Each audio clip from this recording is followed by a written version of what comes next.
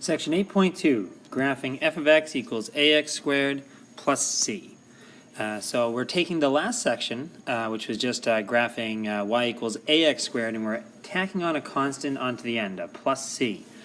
And basically, all that this does is it affects the vertical position of the parabola.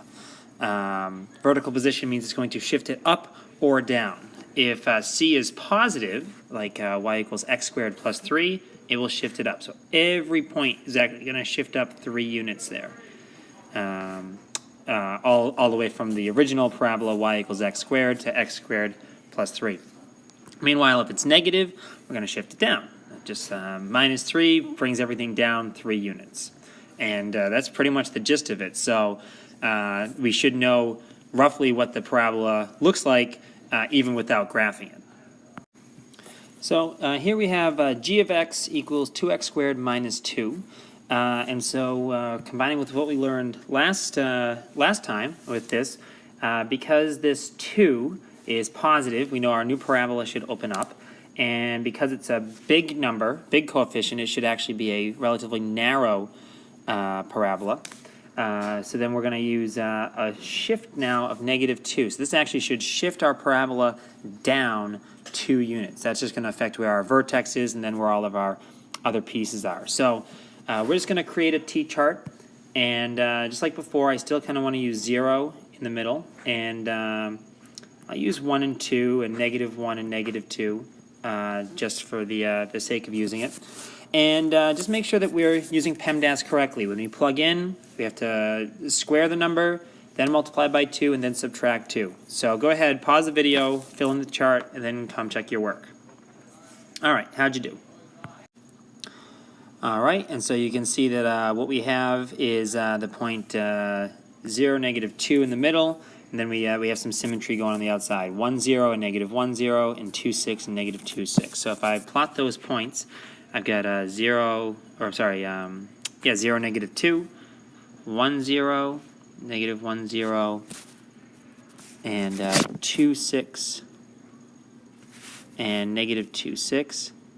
And if I just connect those 5 points, then we'll have the shape that we actually thought we should have. We'll start from the bottom here. So you can see you get that, and try to make this as smooth as possible, trying to hit the points, or at least coming relatively close. And you see it does open up. It is narrow compared to the original, and it's been shifted down. And that's all that it takes. And so that's our new graph. All right, let's try again. All right, so here's another example. And f of x is negative 1/3 x squared plus 2. So we're going to look at our function here and see what we expect to have happen. It's a negative in front, so it should open down. The coefficient of x squared is a fraction that's less than 1 in terms of its absolute value, so it should be wide. And it's plus 2, which means it should be shifted up 2 units. So I want to fill in my t-chart here. I'll definitely still use 0. Now, I'm going to multiply by negative 1/3, so maybe I want to use negative 3 and 3 so that I have nice whole numbers.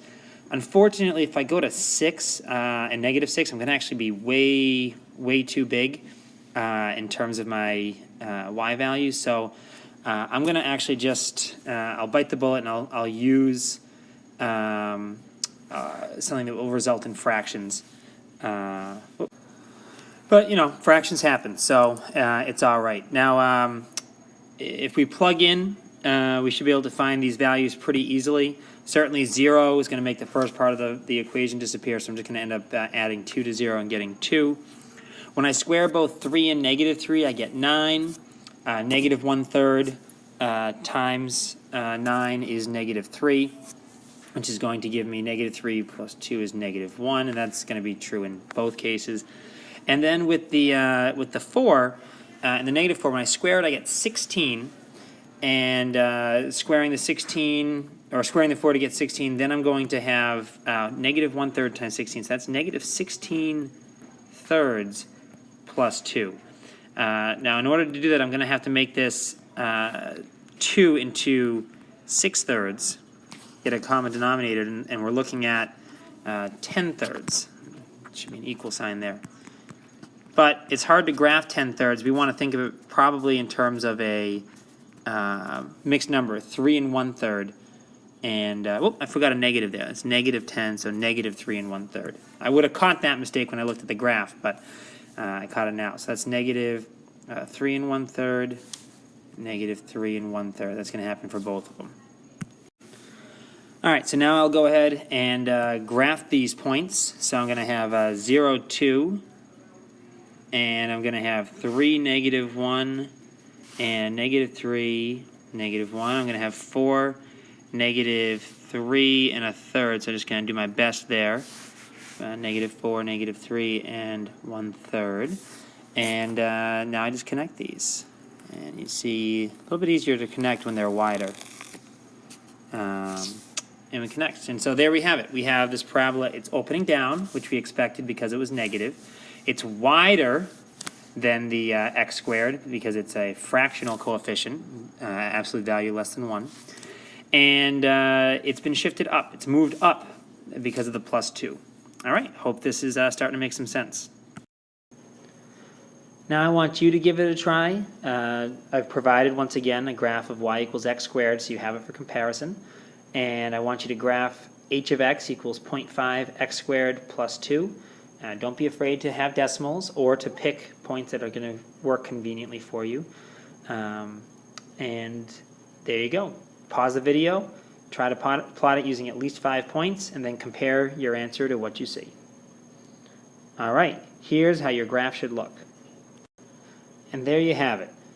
Probably the points that you would have been most likely to use would be 0, 2, maybe 2 and -2, 4, and perhaps 4 and -4, 10. Those are probably the easiest ones, but any other points would have been somewhere along this blue curve. You'll notice it shifted up 2 units from the original vertex of 0, 0. It opens up because my coefficient is positive, and it's wide because my coefficient is the fraction that's less than 1.